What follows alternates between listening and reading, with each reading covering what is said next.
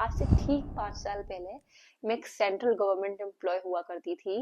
और अच्छा सब कुछ सेट था, बिल्कुल अच्छी वाली जॉब, टाइम से जाना, जल्दी घर आ जाना। क्योंकि फिर ऐसा क्या हुआ कि मैंने अपनी सेंट्रल गवर्नमेंट जॉब छोड़ दी और मैं फुल टाइम होम मेकर बन के कंटेंट क्रिएटर बनने के बारे में सोचा।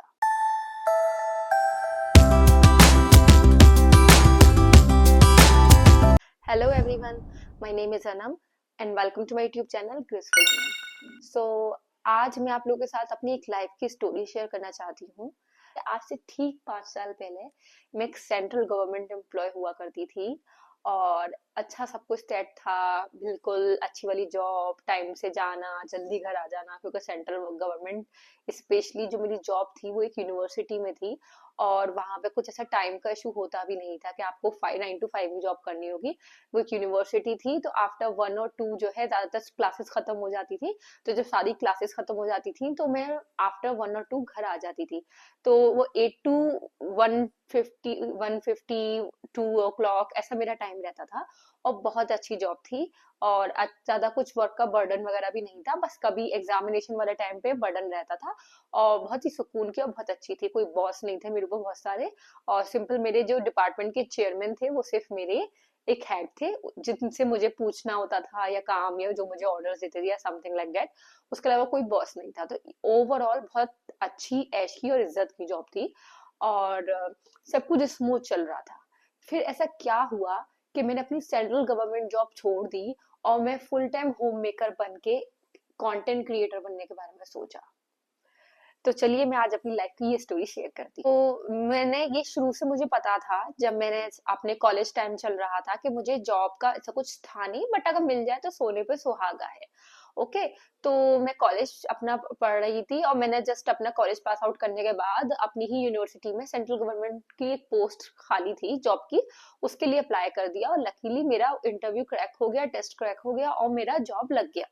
तो मैं कर रही थी और बहुत अच्छा सुकून का सब कुछ चल रहा था। बट कहीं ना कहीं मेरे दिल में ये था, एक वो जो इंसान का माइंड होता है ना, जब इंसान के पास वो चीज होती है, यार सुबह में उठा नहीं जाता, फेस्टिवल्स पे भी एक दिन की छुट्टी मिल रही है बट पूरा घर आराम कर रहा है, आप जा रहे हो काम करने के लिए।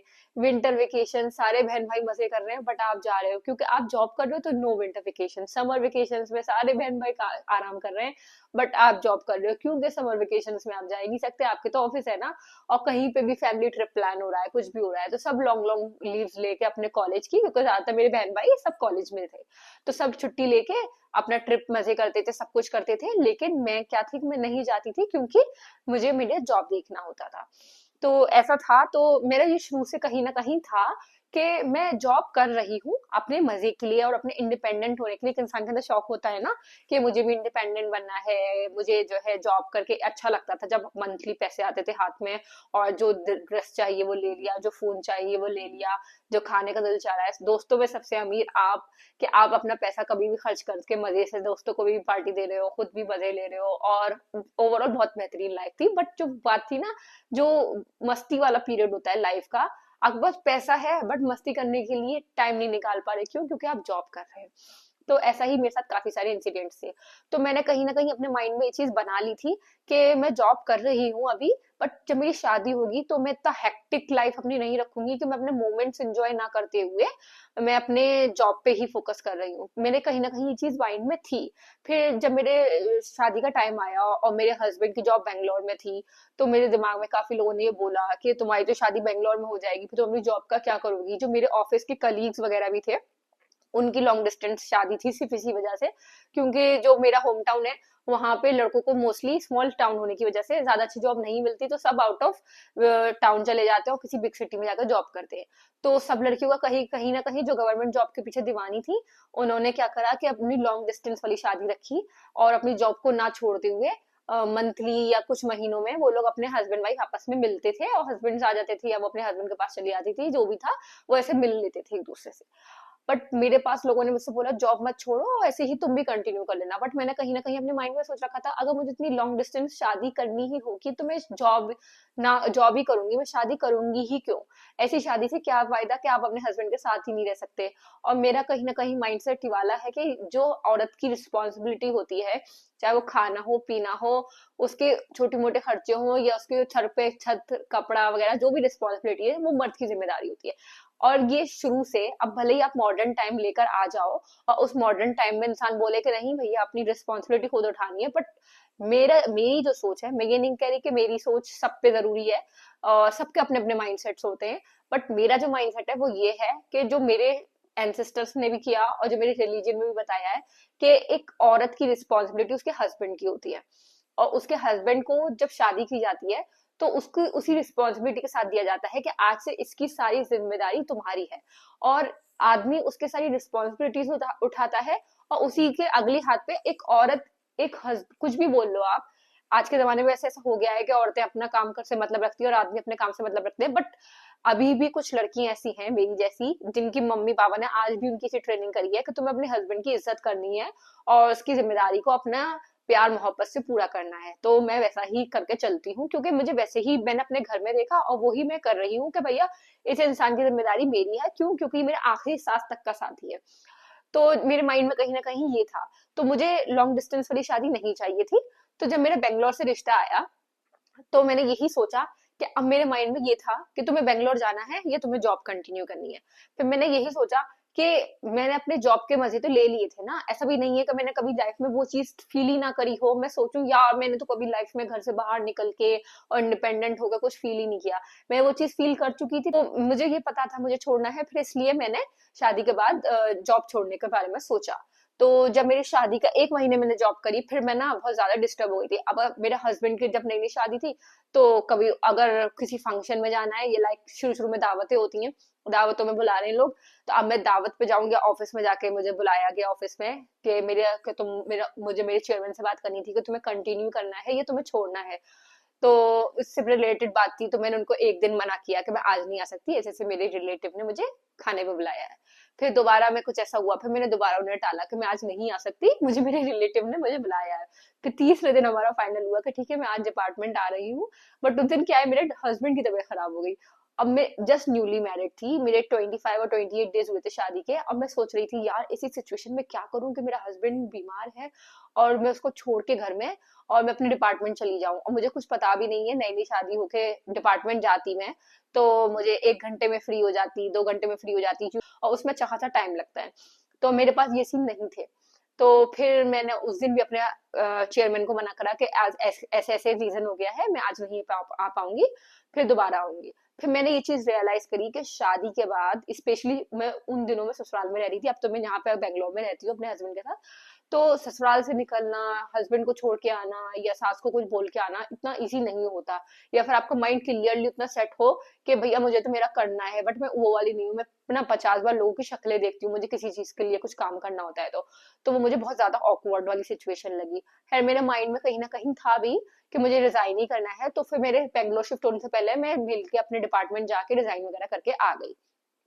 अब मैं रिजाइन करके यहाँ आ गई, और 6 महीने 8 महीने मैंने बैंगलोर घूमा, अपने खूब शादी मजे करे जो शादी के मजे होते हैं। 1 साल 1.5 साल मैंने अपनी शादी खूब घूमे फिरे, हम लोग ऊटी गए, हम लोग शिमला गए, हम लोग ने बैंगलोर घूमा बहुत सारा, हमने इधर जगह जगह नई नई जगह देखी, हमने ये नया घर बुक किया, इसको इंटीरियर करवाया, सब कुछ करवाया। कितनी लंबी स्टोरी हो गई ना। तो चलिए स्टोरी खत्म करते हैं जल्दी जल्दी। तो मैं बेंगलोर आ गई, और फिर बेंगलोर आके मैंने सोचा कि कुछ ऐसा काम करते हैं जिससे मैं अपने कंफर्ट जोन से कर सकूं, और मुझे 9 to 5 नहीं भागना। तो वो कंफर्ट जोन से क्या हो सकता है? तो मेरे हस्बैंड ने मुझे बहुत ज्यादा एनकरेज करा इस चीज के लिए कि तुम कंटेंट क्रिएशन पे एक बार फोकस करके देखो, मे बी तुम कुछ कर सको लाइफ में। क्योंकि कंटेंट क्रिएशन के लिए कैमरा आपको फ्रेंडली होना पड़ता है, और आपके अंदर कॉन्फिडेंस होना चाहिए इस चीज का कि आप कैमरे में देख के अच्छे से बात कर सको।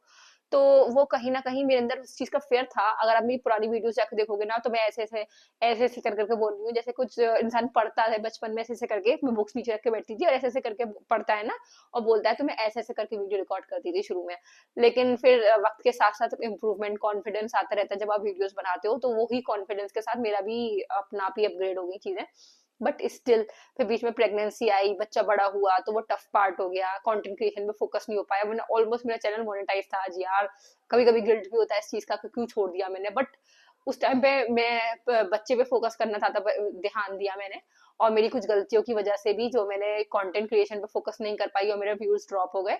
बट अब मेरा बच्चा स्कूल जाने लगा है, तो मेरे जब बच्चा स्कूल जाने लगा है, फिर मैंने सोचा कि अब लाइफ में कुछ कुछ पॉइंट लेकर आओ ऐसा जो तुम्हें बिजी करके रखे, क्योंकि खाली दिमाग में ना फालतू के थॉट्स आते हैं, बहुत ज्यादा फालतू के थॉट्स आते हैं। फालतू के थॉट्स ऐसे कि किसी की जिंदगी में क्या चल रहा है, आपको उसमें इंटरेस्ट आ रहा है, किसी ने मुझसे ये कह दिया तो आपको उस चीज का दिल में बुरा लगे बैठा है, उसने मुझसे ये क्यों नहीं कहा, आपको इस चीज का बुरा लगा बैठा है, और जबरदस्ती के आप किसी की भी और अपनी लाइफ में दूसरों को इंटरफेयर करना, सब कुछ चलता रहता है। तो ये सब चीजों से बचने के लिए भी कि मुझे क्यों भैया फालतू की लाइफ में किसी को इंटरफेयर करना और किसी को अपनी लाइफ में इंटरफेयर करने देने से रोकने के लिए मैंने सोचा अपने आप को बिजी रखो, तो तुम सब इन सब चीजों में कम सोचोगे और कम करोगे। तो दोबारा से मेरे बच्चे को स्कूल जाने के बाद मैंने सोचा कि मुझे कुछ कंटेंट क्रिएशन करना है। तो मैंने ये 100 डेज चैलेंज लिया अपने यूट्यूब चैनल को फिर से ग्रो करने के लिए। और उसके साथ साथ मैं एक और चैनल भी चला रही हूँ, कंटेंट क्रिएट कर रही हूँ उस पर, बट अभी मैं रिवील नहीं कर रही हूँ। बट उस पर प्रोग्रेस हो रही है, और उस पर प्रोग्रेस हो जाती है जैसे मेरा एक मैंने टारगेट सेट किया है। अगर वो टारगेट सेट हो जाता है मेरा और वो चैनल की ग्रोथ अच्छी हो जाती है, तो मैं आपको वो पूरी डिटेल बताऊंगी कि मैंने किस चीज का चैनल बनाया है, मैंने कैसे उसको ग्रो किया। वो मेरा फेस चैनल नहीं है, वो विदाउट फेस वाला चैनल है। तो मैं आपको पूरी डिटेल बताऊंगी कि मैंने उसे कैसे ग्रो किया, कैसे मैंने कंटेंट बनाया। और अगर आप लोगों को भी ऐसा फेसलेस चैनल, क्योंकि ज्यादातर इंडियन औरतें ये सोचती हैं कि मैं अपना फेस नहीं दिखाना चाहती बट मुझे कंटेंट क्रिएट करना है, तो उनके अंदर ये फेस डर कहीं ना कहीं रहता है, क्योंकि एट द एंड हर कोई हाई फाई बैकग्राउंड से नहीं आया है, लाइक मॉडर्न सोच वाले हम लोग कहीं ना कहीं ऐसी सोच के जगह से आए हैं। हमारे पेरेंट्स इतने बेसिक इतने सिंपल हैं कि वो अभी भी कैमरे के सामने अपने आप को और अपने बीवियों को और अपने बच्चों को लाने से पहले सोचते हैं कि दुनिया अगर सोचेगी। तो उस पॉइंट से अगर किसी और को भी कंटेंट क्रिएट करना है अपना फेस दिखाए बिना, तो मैं अगर मेरा वो टारगेट सेट हो जाए एक बार, फिर मैं आप लोगों के साथ वो रिवील करूंगी, क्योंकि भैया पहले खुद तो ऐसी पोजीशन में पहुंच जाओ ना जहाँ पे आप दूसरों को सलाह दे सको। तो जब वो पहुंच जाएगा तो मैं आप लोगों के साथ जरूर शेयर करूंगी कि मेरा कौन सा फेसलेस चैनल है, और मैंने कैसे वो टारगेट सेट किया, मैंने कैसे वीडियोस बनाई और मैंने कैसे कंटेंट क्रिएट किया। आई होप आप लोगों को भी बहुत हेल्प मिलेगी, और मेरी जैसी जितनी भी औरतें हैं या लड़के भी हैं, अगर उन्हें चाहते हैं कि मैं फेस दिखाए बिना कंटेंट क्रिएट करूं, तो वो भी कर सकते हैं। तो चलो, मैं अगर आप मेरी उस जर्नी को देखना चाहते हो और वो वीडियो आप मिस ना करो, तो मेरे चैनल को सब्सक्राइब जरूर करिएगा, सो डेट जब मैं वो वीडियो शेयर करूंगा, वो सब बातें बताऊं, तो आपको वो वीडियो का अपडेट मिल जाए। तो चलिए आज का व्लॉग यहीं खत्म करते हैं। आई होप आपको मेरी छोटी सी स्टोरी पसंद आई हो। अगर पसंद आई हो तो please do like share comment subscribe to my YouTube channel, और मुझे कमेंट सेक्शन में जरूर बताइएगा आपको मेरी स्टोरी कैसी लगी। तो आज के लिए इतना ही, बाय।